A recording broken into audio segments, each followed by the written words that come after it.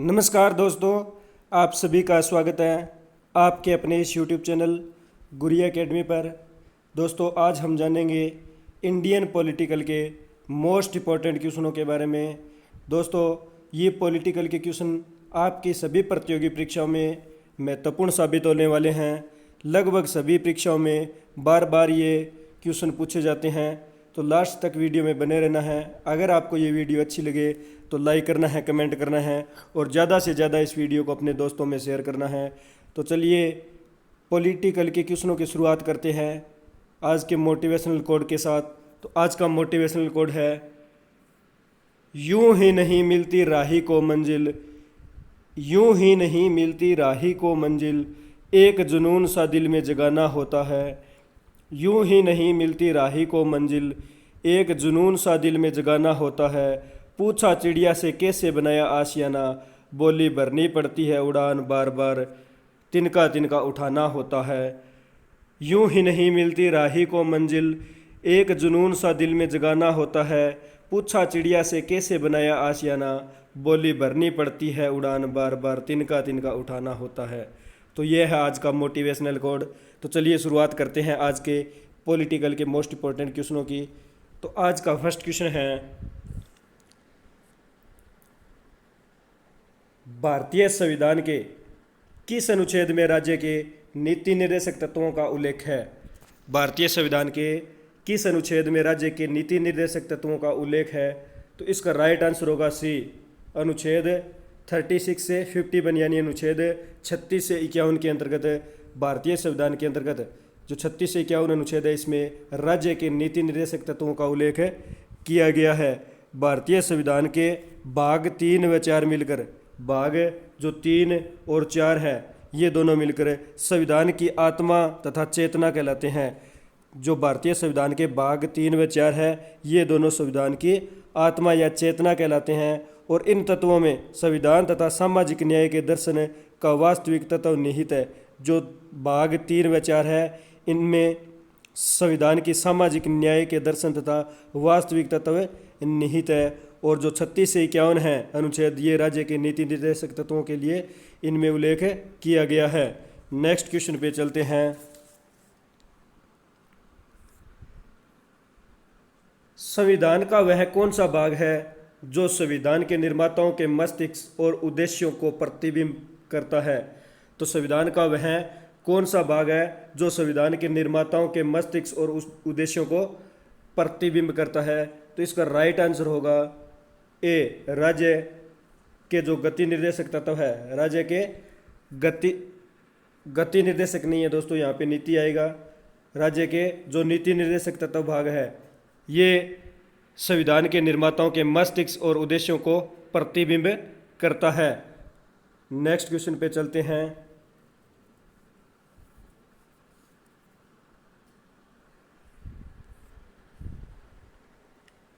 राज्य के नीति निर्देशक तत्वों में निम्न में से किन किन प्रकार के सिद्धांत अंतर्निहित है?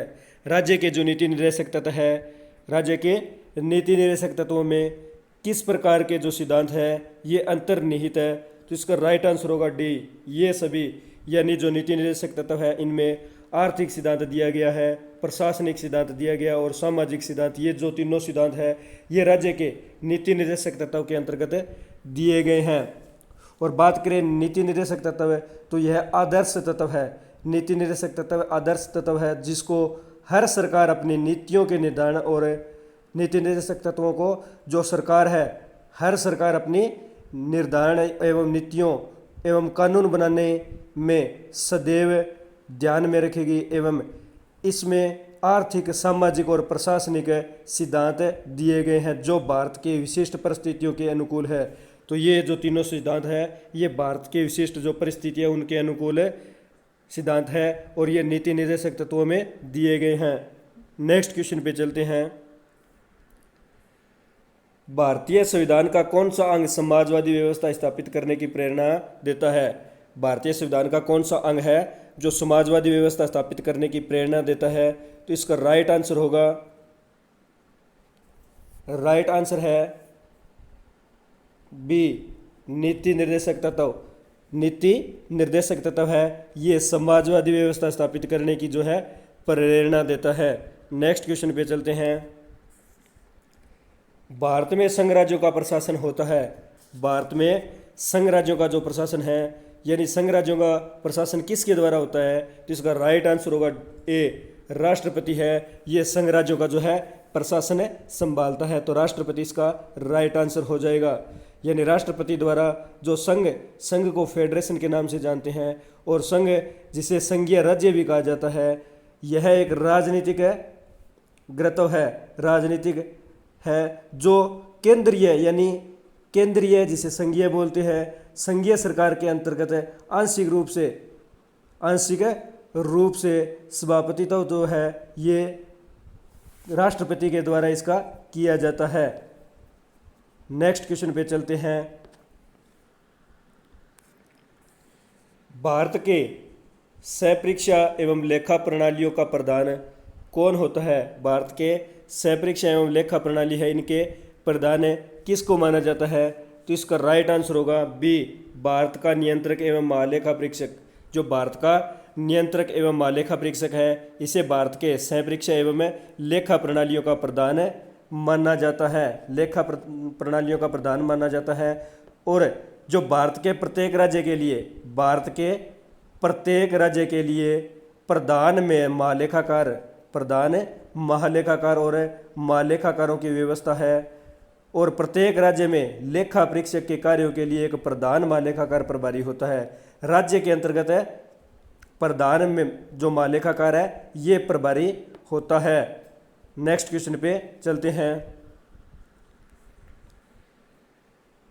केंद्र सरकार के व्यय को नियंत्रित करने की शक्ति किस में निहित है? केंद्र सरकार के व्यय को नियंत्रित करने की जो शक्ति है ये किस में निहित है? तो इसका राइट आंसर होगा ए, नियंत्रक एवं महालेखा परीक्षक में। जो केंद्र सरकार की व्यय करने की जो शक्ति है ये नियंत्रक एवं महालेखा परीक्षक के अंदर है। और बात करें तो भारतीय संविधान का भाग 4 के अंतर्गत, भारतीय संविधान के भाग 4 के अंतर्गत यह दिया गया है कि भारतीय संविधान के भाग 4 के द्वारा स्थापित एक प्राधिकारी है जो नियंत्रक एवं महालेखा परीक्षक है। ये भारतीय संविधान के भाग 4 के अंतर्गत एक स्थापित प्राधिकारी है जो भारत सरकार तथा सभी प्रादेशिक सरकारों के सभी तरह के लेखों का अंकेक्षण करता है। नेक्स्ट क्वेश्चन पे चलते हैं।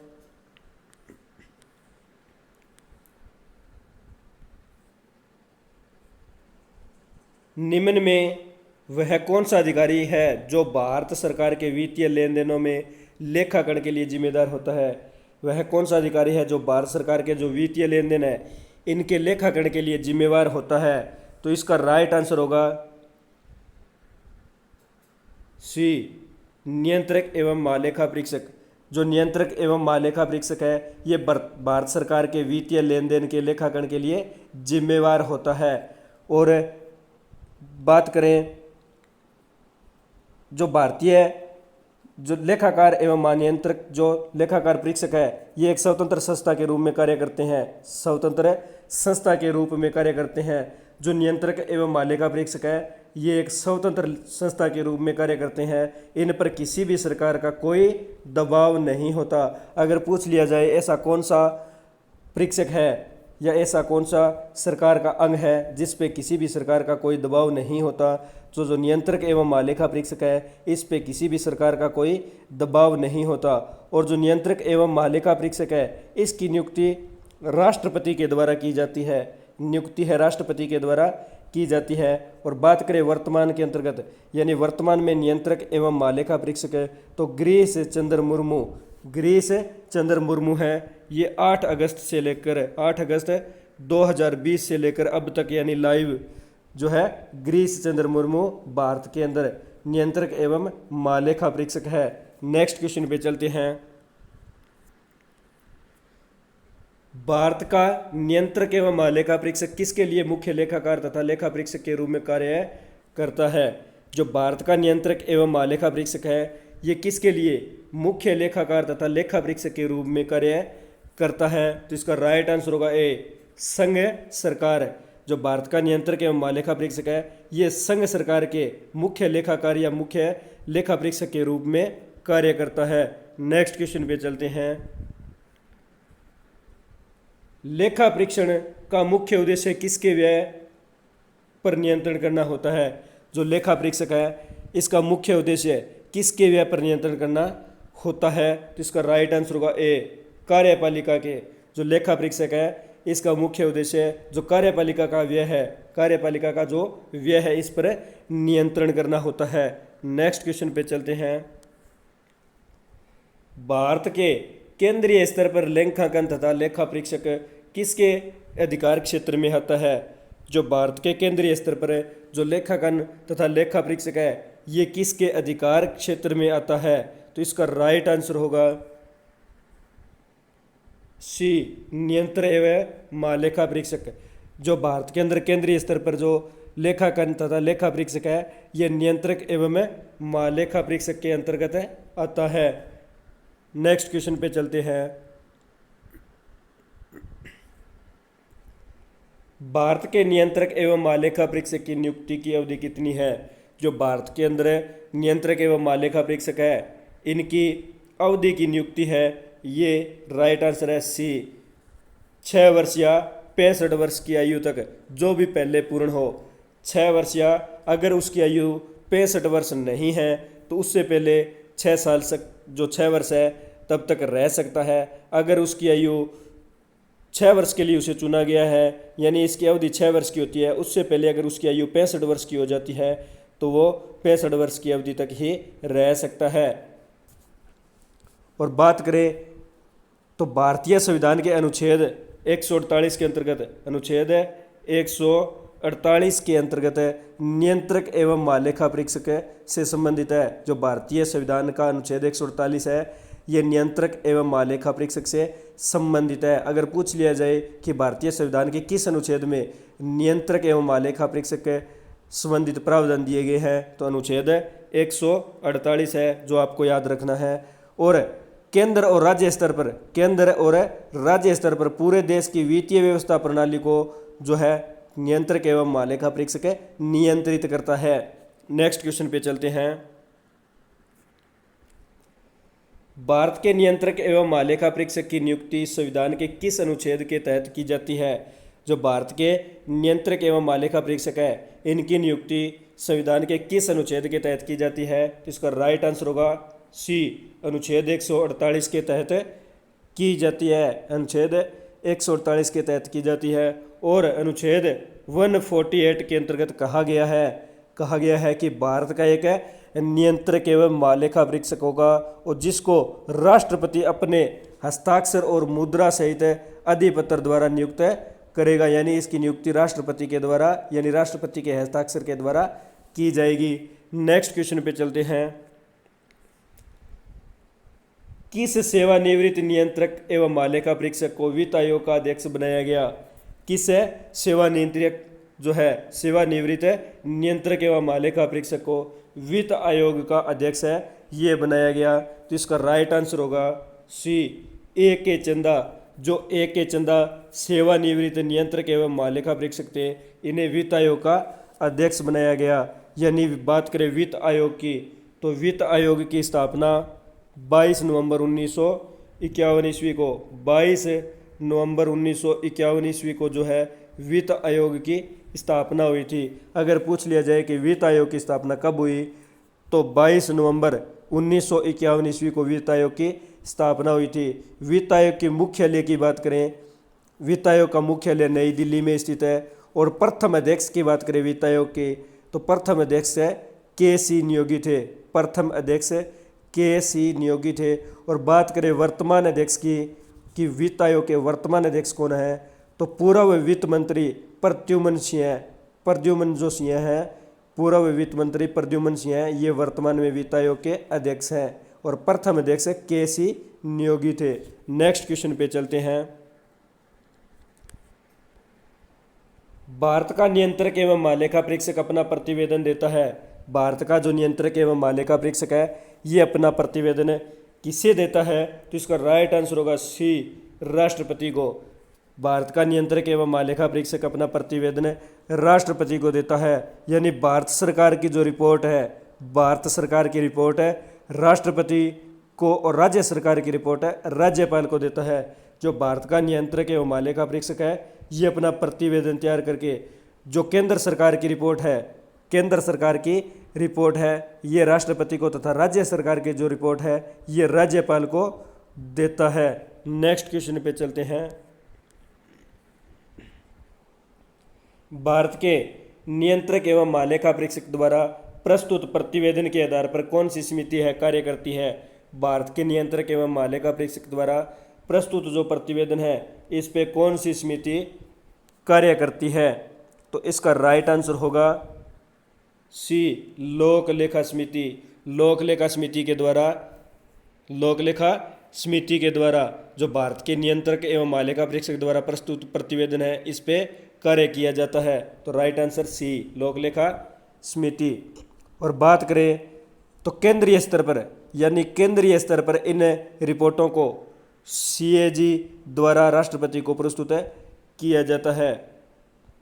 सीएजी द्वारा जो है प्रस्तुत किया जाता है, जो संसद के दोनों सदनों में पटल पर रखती है, पटल पर रखती है। नेक्स्ट क्वेश्चन पे चलते हैं। निम्न में से किस समिति के सदस्य राज्यसभा के लिए नहीं जाते? निम्न में से कौन सी समिति है जिसके सदस्य राज्यसभा के लिए नहीं जाते? तो राइट आंसर होगा बी, प्राक्कलन समिति। जो प्राक्कलन समिति है इसके अंतर्गत राज्यसभा के सदस्य इसमें नहीं जाते हैं। और बात करें प्राक्कलन समिति, तो यह समिति संसद के माध्यम से सरकार द्वारा पारित किए गए धन को व्यय के अनुदान की जांच पड़ताल करती है। यानी जो प्राक्कलन समिति है यह संसद के माध्यम से सरकार द्वारा प्राप्त किए जो धन है, धन के व्यय के अनुमान की जांच पड़ताल करती है। और यह एक स्थायी मितव्ययिता समिति के रूप में कार्य करती है, स्थायी मितव्ययिता समिति के रूप में कार्य करती है। नेक्स्ट क्वेश्चन पे चलते हैं। निम्न में से कौन समिति विभिन्न विषयों पर चर्चा के लिए समय निर्धारण करती है? तो ऐसी कौन सी समिति है जो विभिन्न विषयों पर चर्चा के लिए समय निर्धारित करती है? तो इसका राइट आंसर होगा बी, कार्य सलाहकार समिति। कार्य सलाहकार समिति है विभिन्न विषयों की चर्चा के लिए समय निर्धारित करती है। और बात करें कार्य सलाहकार समिति, तो जो यह समिति है ये लोकसभा के सदस्यों के कदाचार और उनके द्वारा संसदीय विशेषाधिकार और सुविधाओं का दुरुपयोग करने के मामलों की जांच करती है। जो कार्य सलाहकार समिति है ये लोकसभा सदस्यों के कदाचार और उनके द्वारा जो संसदीय विशेषाधिकार एवं सुविधाएं हैं उनका दुरुपयोग करने के मामलों की जो है जांच करती है। नेक्स्ट क्वेश्चन पे चलते हैं। संयुक्त प्रवर समिति में कितने सदस्य होते हैं? संयुक्त प्रवर समिति है इसमें कितने सदस्य होते हैं? तो इसका राइट आंसर होगा 45, यानी 45 जो है संयुक्त प्रवर समिति के अंतर्गत 45 सदस्य होते हैं। तो सी जो है ऑप्शन इसका राइट है। और बात करें प्रवर समिति की, तो सलाहकार समिति के अंतर्गत ये प्रवर समिति आती है। और इसका गठन किसी विधेयक पर विचार करने और उनकी रिपोर्ट देने के लिए किया जाता है। प्रवर समिति का जो गठन है ये विधेयक पर विचार करने तथा उनकी रिपोर्ट के लिए किया जाता है। नेक्स्ट क्वेश्चन पे चलते हैं। लोकसभा किस समिति का पदेन अध्यक्ष होता है? जो लोकसभा अध्यक्ष है ये किस समिति का पदेन अध्यक्ष होता है? तो राइट आंसर है ए, नियम समिति। जो लोकसभा अध्यक्ष है ये नियम समिति का पदेन अध्यक्ष होता है। और बात करें तो लोकसभा में प्रक्रिया तथा कार्य संचालन के नियमों पर विचार करना तथा नियमों में ऐसे संशोधनों तथा परिवर्तनों की सिफारिश करना ही जो नियम समिति है इसका कार्य है। नेक्स्ट क्वेश्चन पे चलते हैं। सार्वजनिक लोक लेखा समिति में राज्यसभा के कितने सदस्य होते हैं? जो सार्वजनिक लोक लेखा समिति है इसमें राज्यसभा के कितने सदस्य होते हैं? तो इसमें राइट आंसर है ए, यानी 7 सदस्य होते हैं। जो सार्वजनिक लोक लेखा समिति है इसमें राज्यसभा के 7 सदस्य होते हैं। और बात करें सार्वजनिक लोक लेखा समिति की, तो इसमें कुल 22 सदस्य होते हैं। 22 सदस्य होते हैं, 7 राज्यसभा के सदस्य और जो 15 सदस्य है ये लोकसभा के होते हैं। 15 सदस्य लोकसभा द्वारा और 7 सदस्य राज्यसभा द्वारा और 15 सदस्य लोकसभा के द्वारा 1 वर्ष के लिए पूछ लिया जाए कि राज्य लोक लेखा समिति के अंतर्गत जो सदस्यों की नियुक्ति है कितने वर्षों के लिए की जाती है, तो 1 वर्षों के लिए की जाती है। कुल लोक लेखा समिति में 22 सदस्य होते हैं, राज्यसभा के 7 सदस्य और लोकसभा के 15 सदस्य होते हैं। और बात करें लोक लेखा समिति की, लोक लेखा समिति का जो गठन है ये 1921 में किया गया था। लोक लेखा समिति का गठन 1921 में किया गया था और लोक लेखा समिति का गठन 1921 ईस्वी में भारत सरकार अधिनियम 1919 के तहत किया गया था। और बात करें लोक लेखा समिति को, तो इसे एक अन्य नाम मोंटफोर्ड के नाम से जाना जाता है। इसे मोंटफोर्ड सुधार भी कहा जाता है। नेक्स्ट क्वेश्चन पे चलते हैं। प्राक्कलन समिति में कितने सदस्य होते हैं? प्राक्कलन समिति है, इसमें कुल कितने सदस्य होते हैं? तो इसका राइट आंसर होगा 30 सदस्य। प्राक्कलन समिति में 30 सदस्य होते हैं। और जो प्राक्कलन समिति है, प्राक्कलन समिति ये संसद की सबसे बड़ी समिति है। संसद की सबसे बड़ी समिति प्राक्कलन समिति है। और जो 30 सदस्य प्राक्कलन समिति के अंतर्गत आते हैं, ये 30 जो सदस्य है ये लोकसभा के होते हैं। 30 सदस्य लोकसभा के होते हैं और राज्यसभा के सदस्यों को इनमें शामिल नहीं किया जाता। और इन सदस्यों का कार्यकाल की बात करें तो प्राक्कलन समिति के अंतर्गत सदस्यों का कार्यकाल 1 वर्ष का होता है। नेक्स्ट क्वेश्चन पे चलते हैं। संसद की कितने प्रकार की समितियां होती हैं? संसद की कितने प्रकार की समितियां होती हैं? तो राइट आंसर होगा सी, उपयुक्त दोनों, यानी स्थायी समितियां और तदर्थ समितियां। स्थायी समितियां और तदर्थ समितियां ये दोनों समितियां ये संसद की होती हैं, यानी संसद के 2 समितियां होती है, स्थायी समिति एवं तदर्थ समिति। अब बात करें स्थायी समिति कौन सी है, तो स्थायी समिति है, स्थायी समिति एक नियमित समिति है। इसका गठन समय समय पर संसद के अधिनियम के उपबंधों अथवा लोकसभा की प्रक्रिया तथा कार्य संचालन के नियम का अनुसरण के लिए इस समिति का गठन किया जाता है। नेक्स्ट क्वेश्चन पे चलते हैं। भारत में संसदीय समिति प्रणाली की शुरुआत निम्न में से किस सिफारिश पर की गई? संसदीय समिति की जो शुरुआत है ये किसकी सिफारिश पर की गई? तो इसका राइट आंसर होगा बी, संसद की नियम समिति। संसद की नियम समिति की सिफारिश पर भारत में संसदीय समिति प्रणाली की शुरुआत की गई थी। नेक्स्ट क्वेश्चन पे चलते हैं। भारतीय संविधान के किस भाग में संघीय न्यायपालिका का उल्लेख है? भारतीय संविधान के अंतर्गत किस भाग में संघीय न्यायपालिका का उल्लेख है? तो इसका राइट आंसर होगा डी, भाग 5 में। भाग 5 के अंतर्गत भारतीय संविधान के संघीय न्यायपालिका का उल्लेख दिया गया है। नेक्स्ट क्वेश्चन पे चलते हैं। भारतीय संविधान यानी संविधान के व्याख्याकार और संरक्षक कौन होते हैं? संविधान के व्याख्याकार और संरक्षक कौन होते हैं? तो इसका राइट आंसर होगा सी, जो सर्वोच्च न्यायालय है। सर्वोच्च न्यायालय संविधान के व्याख्याकार एवं संरक्षक होते हैं, यानी सी आंसर इसका राइट है। और बात करें संविधान की, तो संविधान के 3 अंग होते हैं। संविधान के 3 अंग होते हैं। और संविधान के 3 अंग कौन कौन से होते हैं? तो पहला है कार्यपालिका, कार्यपालिका, न्यायपालिका, कार्यपालिका, न्यायपालिका और विधायिका। कार्यपालिका, न्यायपालिका और विधायिका ये 3 अंग है, ये संविधान के अंतर्गत होते हैं। नेक्स्ट क्वेश्चन पे चलते हैं। भारतीय संविधान की व्याख्या करने का मुख्य अधिकार किसको है? भारतीय संविधान की व्याख्या करने का अधिकार है ये किसे है? तो इसका राइट आंसर होगा बी, सर्वोच्च न्यायालय को। भारतीय संविधान की व्याख्या करने का मूल अधिकार है ये सर्वोच्च न्यायालय को है। नेक्स्ट क्वेश्चन पे चलते हैं। निम्न में से किसके अंतर्गत भारत में सर्वप्रथम सर्वोच्च न्यायालय की स्थापना हुई? निम्न में से किसके अंतर्गत भारत में सर्वोच्च न्यायालय की जो स्थापना है ये सर्वप्रथम हुई थी? तो इसका राइट आंसर होगा ए, रेगुलेटिंग अधिनियम 1773 के अंतर्गत, रेगुलेटिंग अधिनियम 1773 के अंतर्गत भारत में सर्वप्रथम सर्वोच्च न्यायालय की स्थापना हुई थी। और बात करें रेगुलेटिंग अधिनियम 1773 है, तो यह ब्रिटिश ईस्ट इंडिया कंपनी की गतिविधियों से संबंधित पहला महत्वपूर्ण कानून था। अगर पूछ लिया जाए तो किस कंपनी के अंतर्गत ये पहला महत्वपूर्ण कानून था, तो यह ब्रिटिश ईस्ट इंडिया कंपनी के गतिविधियों से संबंधित पहला महत्वपूर्ण कानून था। रेगुलेटिंग एक्ट अधिनियम 1773 है ये। और बात करें तो कंपनी शासन के अधीन लाए गए इस एक्ट का उद्देश्य भारत में ईस्ट इंडिया कंपनी की गतिविधियों को ब्रिटिश सरकार की निगरानी में लाना था।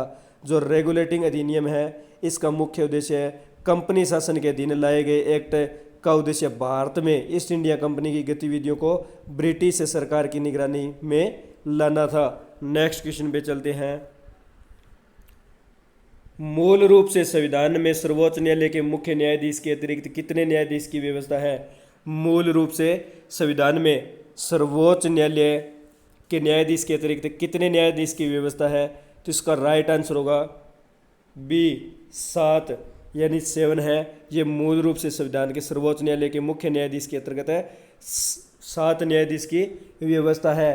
तो बात करें वैसे 8 न्यायाधीश होते हैं, एक मुख्य न्यायाधीश हो गया और 7 है ये अन्य न्यायाधीश होते हैं। एक मुख्य न्यायाधीश और 7 अन्य न्यायाधीश होते हैं और कुल 8 न्यायाधीश होते हैं। नेक्स्ट क्वेश्चन पे चलते हैं। उच्चतम न्यायालय के न्यायाधीशों की संख्या में वृद्धि की शक्ति किसके पास है? उच्चतम न्यायालय के न्यायाधीशों के अंतर्गत है जो वृद्धि की है ये शक्ति किसके पास है? तो इसका राइट आंसर होगा सी राष्ट्रपति। जो राष्ट्रपति है ये उच्चतम न्यायालय के न्यायाधीशों की संख्या में वृद्धि करने की शक्ति रखता है। तो दोस्तों आज हमने इंडियन पॉलिटिकल के मोस्ट इंपॉर्टेंट क्वेश्चनों के बारे में डिस्कस किया। दोस्तों अगर आपको ये वीडियो अच्छी लगी तो लाइक करना, कमेंट करना, ज़्यादा से ज़्यादा इस वीडियो को शेयर करना और अपने इस चैनल गुड़िया एकेडमी को सब्सक्राइब करना, बेल आइकन को प्रेस करना ताकि नोटिफिकेशन आपको समय समय पर मिलता रहे। मिलते हैं नेक्स्ट वीडियो में। धन्यवाद दोस्तों। जय हिंद, जय भारत।